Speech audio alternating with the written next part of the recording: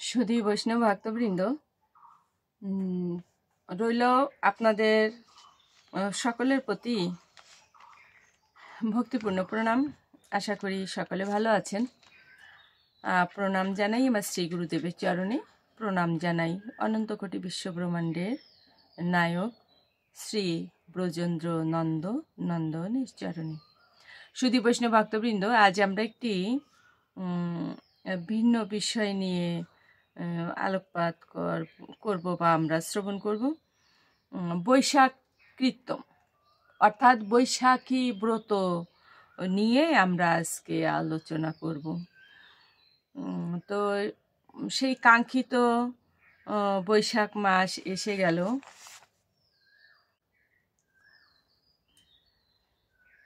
বৈশাখ মাসকে মধুসূদন মাস হিসাবে অভিহিত করা হয়। তো এই বৈশাখ মাস হচ্ছে অতীব মাহাত্ম্যপূর্ণ মাস, সেটা শাস্ত্রে বলা হয়েছে। তো আমরা সেই শাস্ত্রের আলোকে কিছুটা একটু জানার চেষ্টা করি যে বৈশাখ কৃত্যের নিত্যতা, অর্থাৎ বৈশাখ মাসে আমরা কি কর্ম করব এখানে সেটা বলা হয়েছে। হরিভক্তি বিলাসে 1400 বিলাস, 121, 122, 23 এভাবে আমি বেশ কিছু শ্লোকের ব্যাখ্যা একটু এখানে তুলে ধরব। আপনারা যদি চান তাহলে হরিভক্তি বিলাস 1400 বিলাস আপনারা দেখেও নিতে পারেন। আচ্ছা, তাহলে এখানে কি বলা হয়েছে?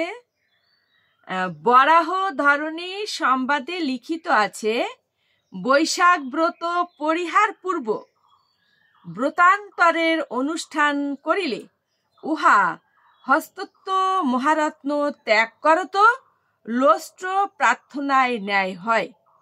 বৈশাখ ব্রতের অনুষ্ঠান না করিলে বেদ পারক ব্রাহ্মণকেও বৃক্ষ হইয়া জন্মগ্রহণ করিতে হয়। সুধী বৈষ্ণব ভক্তবৃন্দ, তাহলে এখানে কিন্তু একটু স্পষ্ট হয়ে গেল কি বলছে, যে যিনি বৈশাখ ব্রত ত্যাগ করেন, অর্থাৎ ব্রত করেন না করে তিনি অন্য ব্রত করেন, তাহলে কি হবে? ওটাকে বলা হয়েছে তিনি হস্ত হতে মহারত্ন বা অমৃত ত্যাগ করে লোষ্ট্র প্রার্থনা, অর্থাৎ মাটির ঢেলা নিয়ে তিনি ব্যতিব্যস্ত।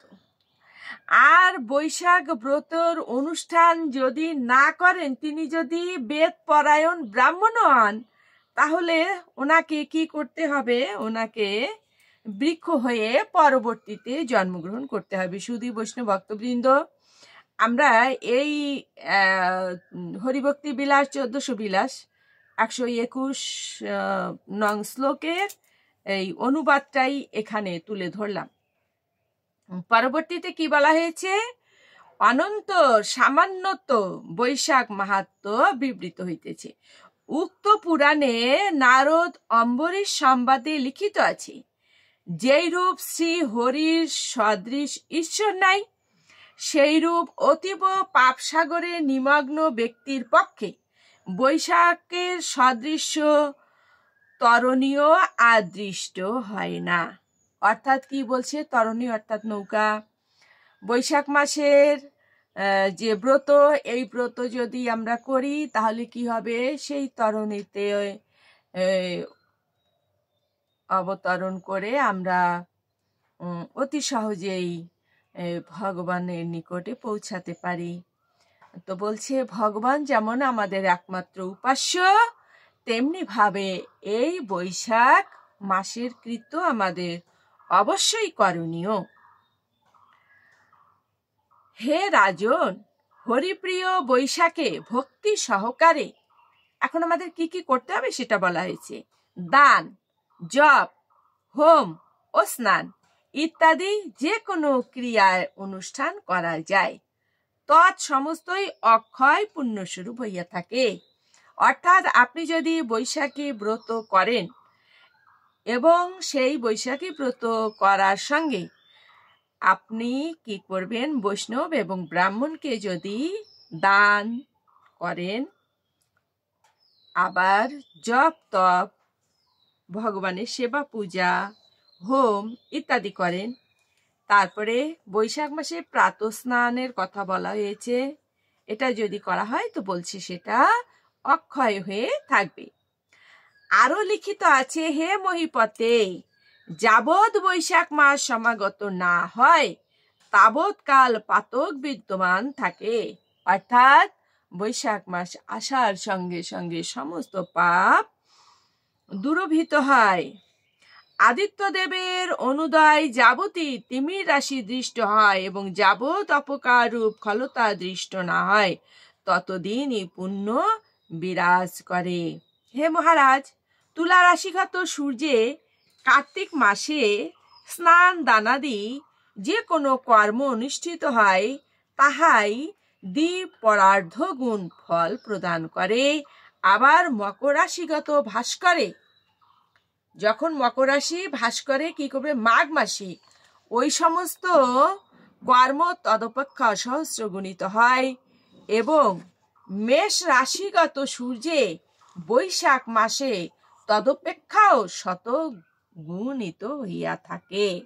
শুধু বৈষ্ণব ভক্তবৃন্দ, আমি এটা আলোচনা সাপেক্ষে প্রায়ই বলে থাকি যে এটা আসলে আমার কথা তো নয়, এটা শাস্ত্রের কথা, যে আমরা যে 12 মাসে আমাদের একটি বছর, এই 12 মাসের ভিতরে 3টা মাস অতীব মাহাত্ম্যপূর্ণ। সেটা হচ্ছে 1 কার্তিক বা দামোদর মাস, 2 হচ্ছে মাঘ মাস, আর 3 হচ্ছে এই বৈশাখ মাস।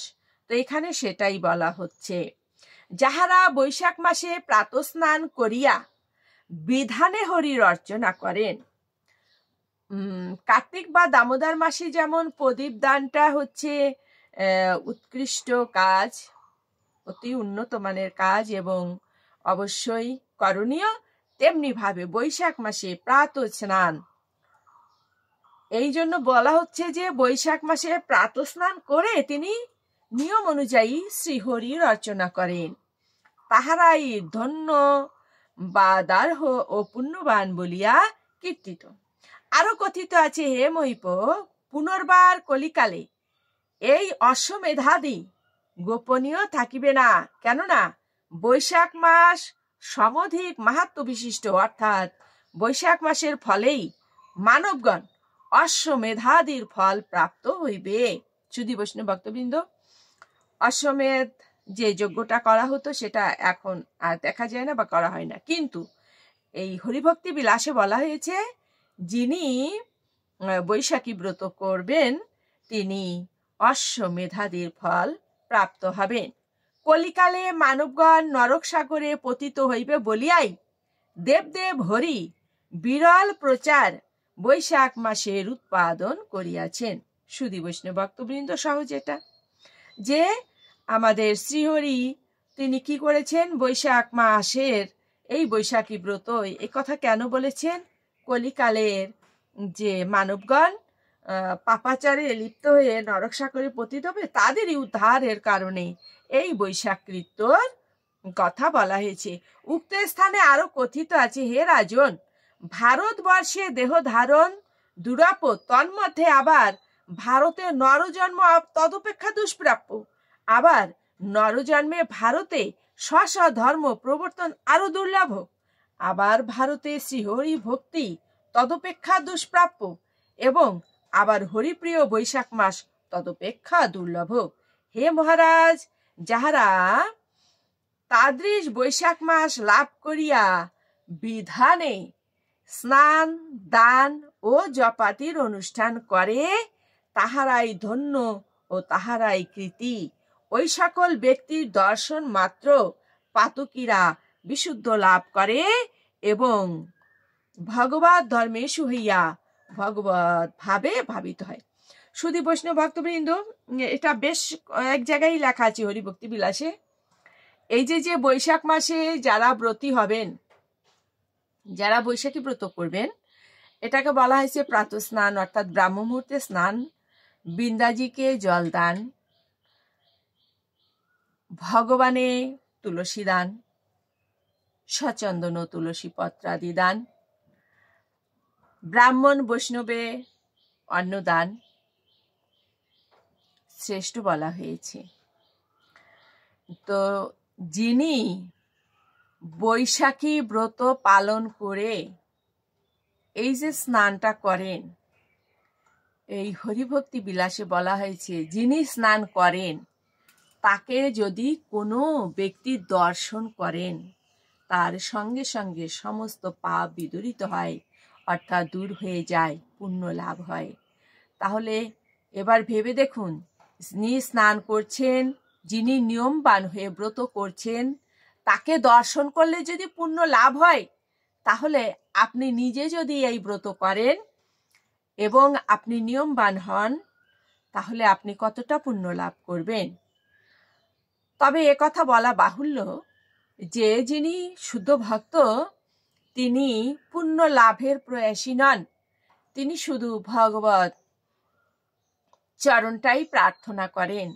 ভগবানের চরণে, শ্রী হরির চরণে যেন ভগবান আমায় ভক্তি দান করেন, সেই চরণের যেন আমি সেবা করতে পারি, এই প্রার্থনাই শুদ্ধ ভক্তের থাকে। তবে শাস্ত্রে যেটা বলা হয়েছে আমি সেটা বলছি, যে যিনি নিয়মবান হয়ে স্নান করেন, যিনি ব্রত পালন করেন, ওনাকে দর্শন মাত্রই পুণ্য লাভ হয়। আচ্ছা, পরবর্তীতে কি বলছে, বৈশাখ মাসের কর্ম বিশেষের মাহাত্ম্য এবার বলা হচ্ছে। এখানে পদ্মপুরাণে লিখিত আছে, বৈশাখ মাসে কৃত প্রাত স্নান, যজ্ঞ, দান, উপবাস, হবিষ্য ভোজন ও ব্রহ্মচর্যা অনুষ্ঠান মহাপাপ হর বলিয়া কথিত। সুধী বৈষ্ণব ভক্তবৃন্দ, এটা বোঝার খুব একটা কষ্ট নাই, আপনারা বুঝতে পেরেছেন অবশ্যই। আরো লিখিত আছে, পূর্ণ বৈশাখ মাস, মানে বৈশাখ মাসের পুরো মাসটাই যিনি প্রাত স্নান, ইন্দ্রিয় সংযম, জপ ও হবিষ্য সেবন করেন, শান্ত ভাব ধারণ করে নিখিল পাতক হইতে তিনি পরিত্রাণ পান। সুধী বৈষ্ণব ভক্তবৃন্দ, বৈশাখী ব্রত পালন, এটা হরিভক্তি বিলাসে আছে, আমি এটা বলবো, আসলে তো অনেকটা হয়ে যায়। তো পুরো বৈশাখ মাস যিনি এই ব্রত করবেন তিনি নিখিল পাতক হতে পরিত্রাণ পাবেন। তবে কারো পক্ষে যদি সম্ভব না হয়, তিনি, এটাও শাস্ত্রে বলা আছে, তিনি যে কদিন করবেন, তিনি 28 দিন করলে তার ফল তিনি পাবেন, পুণ্যফল, অথবা 20 দিন, অথবা 15 দিন, অথবা 10 দিন, অথবা 7 দিন। আর একেবারেই যারা অপারগ তারা 3 দিনও যদি করেন, তারও ফল মাহাত্ম্য শাস্ত্রে বর্ণিত আছে। অর্থাৎ আপনারা কি করবেন, পুরো মাস যারা আমরা করব তাদের তো আর বলার কিছুই নাই, কিন্তু যারা মোটেই পারবেন না, চেষ্টা করবেন কিছু না কিছু দিন অবশ্যই করতে। আর বিশেষ করে বৈশাখ মাসে, এই মধুসূদন মাসে যে একাদশী দুটো আছে, একাদশী দুটো যদি আপনারা পালন করেন, তাহলে একাদশীর আগের দিন পরের দিন সংযম দিয়ে আপনার কিন্তু 6 দিন হয়েই যায়। হ্যাঁ, তাহলে কি বলল, যিনি নিরলস ভাবে থাকিয়া বৈশাখ মাসে এক আহারী অথবা নক্তভোজী বা অযাচিত ব্রতী হইয়া অবস্থিতি করেন, তাহার যাবতীয় অভীষ্ট সিদ্ধি হয়। বরাহ পুরাণে পিতৃ সংবাদে লিখিত আছে, যে ব্যক্তি বৈশাখ মাসে ভক্তি সহকারে দ্বিজাতিগণকে ভোজন করাইয়া থাকেন, অর্থাৎ পণ্ডিতগণকে, বৈষ্ণবকে, ব্রাহ্মণকে ভোজন করান, প্রত্যেক গ্রাসে, অর্থাৎ যাকে ভোজন করাবেন প্রত্যেক গ্রাসে যুগ পরিমাণ তদীয় পিতৃবর্গের তৃপ্তি সাধিত হয়। সুধী বৈষ্ণব ভক্তবৃন্দ, আমাদের সকলেই আছে পূর্বপুরুষ যারা পিতৃপুরুষ, ওনাদের কি হয়, তৃপ্ত সাধন হয়। যাহারা বৈশাখ মাসে মধুর দ্রব্য, প্রধান আহারীয় জবান্ন মানে জবের অন্ন, তিল, বাড়ি পাত্র অর্থাৎ হচ্ছে জল পাত্র বা কলসি বা জলের পাত্র আর কি, ছত্র মানে ছাতা, বসন হচ্ছে বস্ত্র, পাদুকা হচ্ছে চটি, জুতা বা স্যান্ডেল প্রদান করেন অর্থাৎ দান করেন। তাহাদিগকে ধন্যবাদাহ বলা হয়। ওই সমস্ত দান দ্বারা শ্রীহরি প্রীত থাকেন। শাস্ত্রে এটা বলা আছে, যিনি বৈশাখী ব্রতে কোনো বৈষ্ণব ব্রাহ্মণকে বা দ্বিজাতিগণকে পাদুকা দান করেন, তার পরকালে অর্থাৎ মৃত্যুর পরে যাত্রা পথে তার অতি সহজায় পথটা পিচ্ছিল হয় না, এবং যারা পাপী তারা তো হাঁটতে পারে না, তাদের চরণের নিচে কাদা থাকে, কর্দমাত থাকে, তারপরে তপ্ত বালু থাকে, খোয়া থাকে, এগুলো থাকে না, এবং সে সুন্দরভাবে যেতে পারে। যিনি ছত্র দান করেন অর্থাৎ ছাতা দান করেন বৈষ্ণবকে, তার হচ্ছে মাথার উপরে এই যে প্রচন্ড রৌদ্রের তাপ সেটা থাকে না। এইভাবে প্রত্যেকটা দানের একটা মাহাত্ম্য আছে। অতঃপর বৈশাখ মাসে কৃত প্রাত স্নান মাহাত্ম্য কথিত আছে। উক্ত পুরাণে নারদ সংবাদে লিখিত আছে, হে অম্বরীশ, যে সকল ব্যক্তি বৈশাখ মাসে নিয়মবান হইয়া প্রাতকালে স্নান করেন, মহাপুণ্য লাভার্থ তাহাদিগকে দর্শন করো। শুধু বৈষ্ণব ভক্তবৃন্দ, এটা আমি আগেই বলেছি, তাদের দর্শন করলে কি হয়? আনন্দপুরে অর্থাৎ তীর্থ বিশেষে কোটিবর্ষ বাস করিলে যে ফল হয়, আপনি তীর্থধামে বাস করবেন, কোটি বছর ধরে যে পুণ্য ফল আপনি লাভ করবেন, ওই বৈশাখ মাসে নিয়মবান হয়ে যিনি স্নান করবেন তাকে দর্শন করলে সেই ফল, বৈশাখে বারেক মাত্র প্রাত স্নান দ্বারা সেই ফল প্রাপ্ত হয়। বলছে একবার বৈশাখ মাসে যদি আপনি সেই স্নান করেন তাহলে সেই ফল আপনি পাবেন। আরো লিখিত আছে, হরিকে ধ্যান করিলে যেমন পাতকের ক্ষয় হয়, তদ্রূপ নিয়ম সহ বৈশাখ স্নান সমুৎপাদিত হইয়াছে, অর্থাৎ যথা নিয়মে বৈশাখ স্নান দ্বারাও তদ্রূপ পাতকের ক্ষয় হয়। অনন্তর বৈশাখ মাসে হরি পূজার মাহাত্ম্য বিবৃত হইতেছে। শুধু বৈষ্ণব ভক্তবৃন্দ, আমি কিন্তু সহজেই কথাগুলো চলতি ভাষায় সুন্দর সংক্ষেপে বলে দিতে পারতাম, কিন্তু কিছু কিছু ভক্ত আছেন একটু তো সন্দেহ প্রকাশ করেন, এটা কি আদৌ হতে পারে বা এটা কি হয়। এ কারণে শাস্ত্রের আলোকে আমি সরাসরি হরিভক্তি বিলাস থেকেই পাঠ করছি, কেননা তাহলে আমাদের আর কোনো সন্দেহের অবকাশ থাকবে না। আর আমরা যদি শাস্ত্রের ভাষ্যে সন্দেহ করি তাহলে আবার আমাদের পাপও হয়। অবশ্যই আমরা যেন সন্দেহ না করি, সে কারণে আমি সরাসরি হরিভক্তি বিলাস থেকেই পাঠ করছি। অনন্তর বৈশাখ মাসে হরিপূজার মাহাত্ম্য বিবৃত হইতেছে। উক্ত পুরাণে বিধি কথন বিষয়ে লিখিত আছে, বিশেষ রূপে বৈশাখ মাসে শ্রীহরির অর্চনা করিলে তদ্বারাই শ্রীহরির সম্বর্ষ ব্যাপিনী পূজা সাধিত হয়। শ্রীহরির পূজা অতীব মাহাত্ম্যপূর্ণ।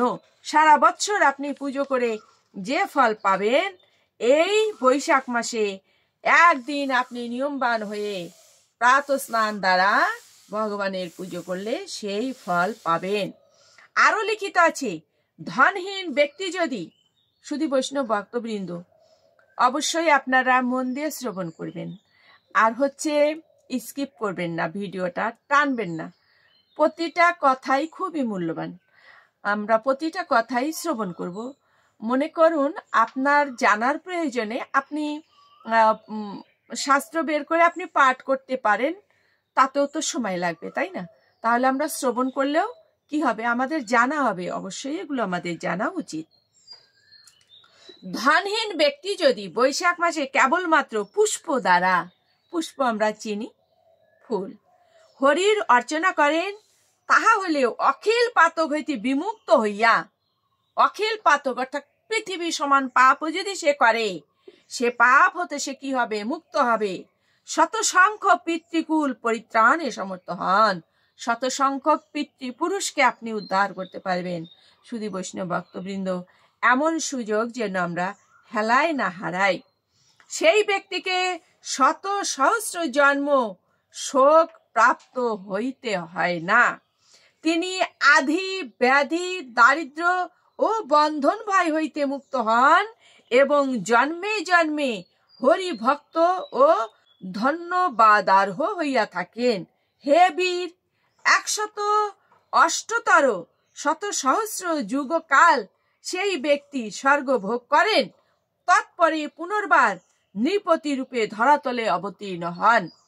স্বর্গ ভোগের পরে যদি তিনি আবার জন্ম নেন, তাহলে তিনি নৃপতি অর্থাৎ রাজা হয়ে জন্ম নেবেন। শুধু বৈষ্ণব ভক্তগণ, আমরা যদি রাজা বা উচ্চ কোনো পদ বা শুদ্ধ বৈষ্ণব ভক্ত, এগুলো আমরা কেন হব? আমাদের কর্ম অনুযায়ী হব। তো এই কর্মগুলো করলে এটা হয়। পরে তিনি নৃপতি পদে প্রতিষ্ঠিত হইয়া নানারূপ ভোগ সম্ভোগ পূর্বক যথাসুখে বিহার করিয়া হরির অনুগ্রহে তৎসংযোগ লাভ করেন। আরো লিখিত আছে, হে পৃথ্বী, কি বিধানে কি অবিধানে যে কোনো প্রকারে হোক বৈশাখ মাসে আমার অর্চনা করিলে আমি তৎকর্তৃক নিরন্তর পূজনীয় হই। এখানে আর একটা কথা বলা হয়েছে, সেটা বলছেন যে বিধানে বা অবিধানে যেভাবেই হোক, যদি ভগবানের পুজো কেউ করে তিনি অবশ্যই পুণ্যফল পাবেন। আর প্রাতঃ স্নান, অবশ্যই যেন প্রাতঃ স্নান আমরা করি। হে ধরণী, যাহারা নানারূপ মধুর সামগ্রী দ্বারা আমার অর্চনা করেন, তিনি উক্ত ফল অপেক্ষা অধিকতর ফল প্রাপ্ত হইয়া থাকেন। পদ্ম পুরাণ আদিতে এই বৈশাখ মাহাত্ম্য সামান্য ও সবিস্তারে কীর্তিত হয়েছে।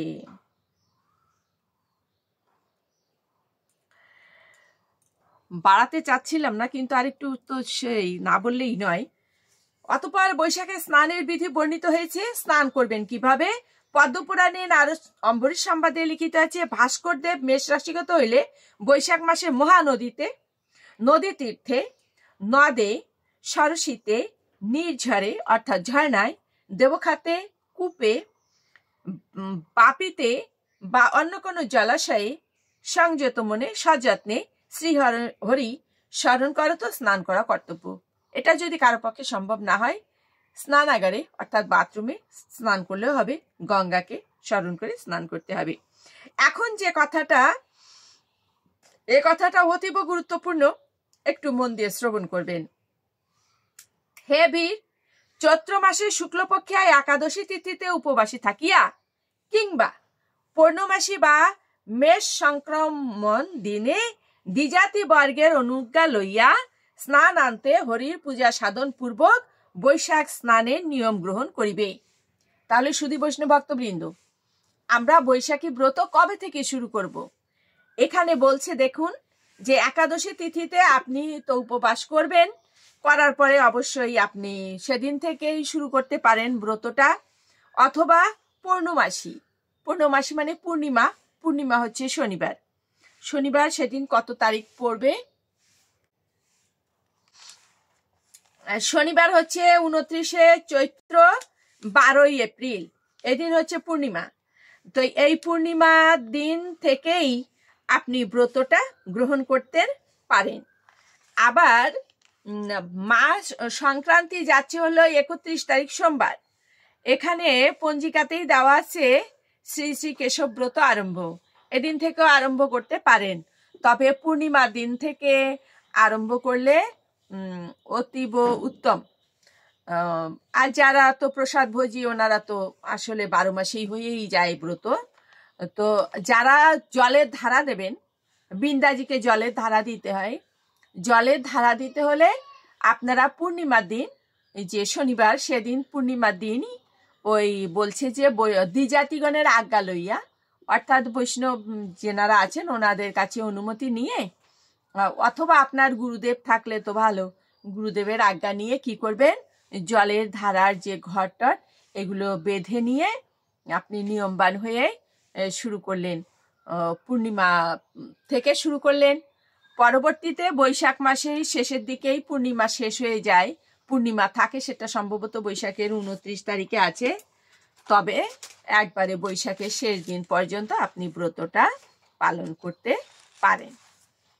তো কি বলা হচ্ছে, যে আমরা যে জলের ধারাটা দেব, জলের ধারা যেটা দেব সেটা আমরা কবে করব? সেটা আমরা পূর্ণিমার দিনই আমরা ঘট বাঁধতে পারি। তবে কেউ যদি কোনো কারণে, কোনো সমস্যার কারণে সেই পূর্ণিমার দিন আপনারা বাঁধতে না পারেন, তাহলে আপনি যেদিন থেকে শুরু করবেন সেদিনও বাঁধতে পারেন, বৈশাখ মাসের 1 তারিখ থেকেও বাঁধতে পারেন। আবার কি করা হচ্ছে যে যে কয়দিন আপনি পারেন, কেউ 15 দিন, 10 দিন, 7 দিন, সেটা তো বললাম, এটা হরিভক্তি বিলাস মতে। হ্যাঁ, পূর্ণিমা হচ্ছে বৈশাখ মাসের 28 তারিখে। এই তাহলে চৈত্র মাসের পূর্ণিমা আর বৈশাখের পূর্ণিমা পর্যন্ত যদি কেউ ব্রত পালন করেন সম্পূর্ণ করতে পারেন। আর 31শে বৈশাখ সেদিনও যারা করতে পারবেন একবারে 31 তারিখ পর্যন্ত করে কি হবে, আমাদের ব্রত সমাপন হবে, কেশব ব্রত সমাপন। তাহলে পূর্ণিমা, চৈত্র মাসের পূর্ণিমা শনিবার, সেদিন আপনারা এই ঘটটা বাঁধবেন। ঘট সুন্দর করে ওই বিন্দাজির উপরে বাঁধবেন। আর প্রতিদিন সকালে সূর্য উদয়ের পরে এই ঘটে জল দেবেন, ফোঁটায় ফোঁটায় জলের ধারা পড়বে বিন্দাজির উপরে, এবং যখন জল শেষ হয়ে যাবে পুনর্বার আবার ঢালবেন। 29শে চৈত্র শনিবার 12ই এপ্রিল এদিন আপনারা যারা জলের ধারা দিতে চান ঘরটা বেঁধে নেবেন। আর বৈশাখের 28 তারিখে দেখলাম পূর্ণিমা, ওই পূর্ণিমা পর্যন্তই আপনি ঘটে জল দিতে পারেন।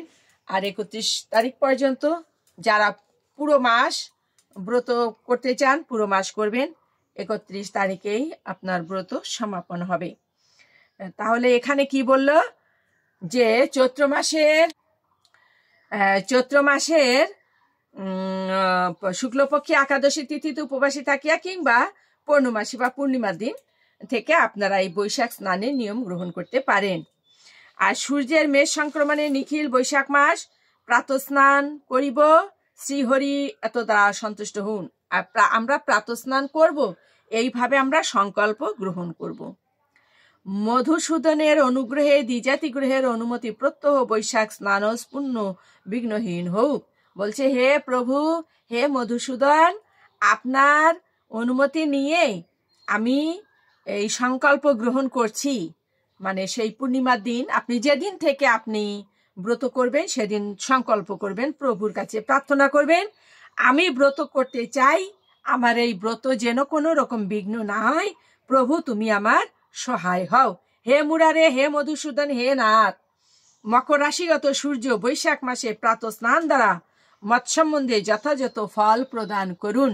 এভাবে হচ্ছে প্রভুর নিকট প্রার্থনা করতে হবে। হে মধুরীপে, আপনি নিখিল পাতকহারী, বৈশাখ মাস যেরূপ আপনার প্রিয় সেইরূপ ওই বৈশাখ স্নানে মৎ সম্বন্ধে আপনি ফল প্রদান করুন। এই মন্ত্রসমূহ পাঠপূর্বক জলে চরণদায় ধৌত করিয়া মৌনভাবে হরি স্মরণ করিতে করিতে বিধানে স্নান করিবেন। ওই পূর্ণিমার দিনেই স্নান করবার সময় এইভাবে প্রভুর কাছে প্রার্থনা করতে হবে। অন্যান্য বিধান স্মৃতিশাস্ত্র হইতে জ্ঞাতব্য, ইতিপূর্বে স্নান প্রসঙ্গে এই বিধানের কিছু কিছু বর্ণিত হইয়াছে। এরপরে সুধী বৈষ্ণব ভক্তবৃন্দ, বৈশাখ মাসের মাহাত্ম্য তো আসলে বলে শেষ করা যায় না। এরপরে অনেক কিছু আছে, যেমন অক্ষয় তৃতীয়া আছে, চন্দন যাত্রা আছে। আমরা বৈশাখ মাসে এইগুলো শ্রবণ করব। মাঝে মাঝেই আমি কিছু কিছু তো আপনাদের সঙ্গে কিছু কিছু বলার চেষ্টা করব, এবং আপনারাও মনোযোগ সহকারে সেটা শ্রবণ করবেন। অবশ্যই আমার ভিডিওগুলো আপনারা দেখতে থাকবেন। এই প্রতিদিনই এখন এই বিষয়ে কিছু আলোচনা করব। আর গীতার শ্লোক আজকে আর উপস্থাপন করলাম না, সময় যেহেতু বেশি হয়ে গিয়েছে, প্রায় আধা ঘন্টা। সুধী বৈষ্ণব ভক্তবৃন্দ, আপনারা সকলে ভালো থাকবেন। যে কাজটা সেটা হচ্ছে আমরা পূর্ণিমার দিন থেকে সংকল্প করি যে আমরা ব্রত আরম্ভ করব, এবং ভগবান বিন্দাজিকে যে জলের ধারাটা দেব সেই ঘরটা বেঁধে নেব। আর একটা বিষয় লক্ষ্য রাখতে হবে, সেটা অবশ্য পরেও বলবো, যে আমরা ঘটে যখন জল দিতে থাকবো, বৈশাখ মাসে দেখা গেলো হঠাৎ করে বৃষ্টি হলো বা বৃষ্টির অনেক জলধারা, তখন খেয়াল রাখতে হবে, তখন আর জল অত পরিমাণে দিতে হবে না। আমি দেখেছি অনেকের ক্ষেত্রে যে এত পরিমাণে জল বিন্দাজিকে দেওয়া হয় যে অবশেষে বিন্দাজি কি হয়, নষ্ট হয়ে যায়, মারা যায়। এদিকে খেয়াল রাখতে হবে। যদি প্রচণ্ড রোদ থাকে, প্রখর রৌদ্রতাপ, তখন আমরা মাঝে মাঝেই কি করব, বিন্দাজির ঘটে জল দেব, বা অন্য যেসব বিন্দাজি থাকবে তাদেরও সকালে বিকালে আমরা জল দিতে থাকব। কিন্তু যখন দেখব যে জলের প্রয়োজন নাই, তখন আর দেব না, তাহলে আবার বিন্দাজির ক্ষতি হবে। অবশ্যই আমাদের এটা লক্ষ্য রাখতে হবে যে কতটা জল আমার প্রয়োজন। যখন প্রচণ্ড মানে প্রখর রৌদ্রতাপ থাকবে, তখন তো দিনে 3-4 বার আপনি ঘটে জল ভরতে পারেন, বা অন্যান্য যে বিন্দাজি তাদেরও জল দিতে পারেন। কিন্তু যখন বৃষ্টি ধারা নেমে আসবে, দেখা যায় যে অনেক বৃষ্টি হচ্ছে, গতবারও দেখা গিয়েছে এরকম, তখন কিন্তু আর অতটা জলের প্রয়োজন নাই।